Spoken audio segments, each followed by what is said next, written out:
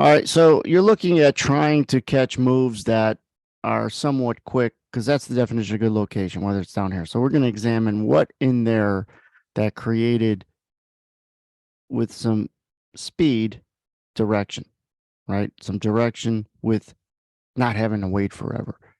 Because if you're long or short, do you want to sit there and wait? Nobody does. And the definition of good location is how long does it take to start going your way? Now let's zoom in on that area, which is around 48 minutes after the hour. So we'll bring in a recording and we'll take a look at that time, which, like I said, was 9:48. So it's coming up into here, pop, drop. All right. So it pops. If you look at right here, pops and drops. Got it? And it comes all the way down. Now, if you take a look at three things, maybe four things. If you're bearish and that's your ready, if you look for location, like we have our what we call PWAPs, position average price. Shorts are short from here, longs are long from here on the average over the last 60 minutes. So this is generally good resistance when we're coming from the downside up. So that's kind of your aim, ready aim. So what's your fire? All right. A couple things happen. Let's just first play it in regular speed and see if you can't maybe see it without me explaining it. And I don't have the patience to keep waiting, so let's speed it up. All right.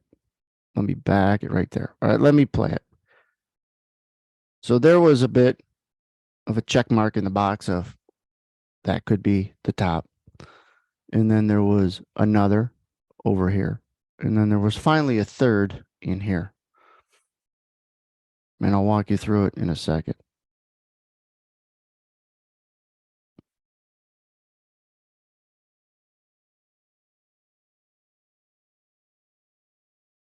All right, let me pause it and go back. These green boxes represent a big buy market order that comes in, and there's a 200 number in here, which shows that 200 contracts bought this market with a market order, which means they just came in and aggressively bought the offer. Like I've been saying, it's not just the order, it's the reaction of price to an order. It's the dance between price and an order. And when a buy order comes in and we don't go up, stay up, that's a clue.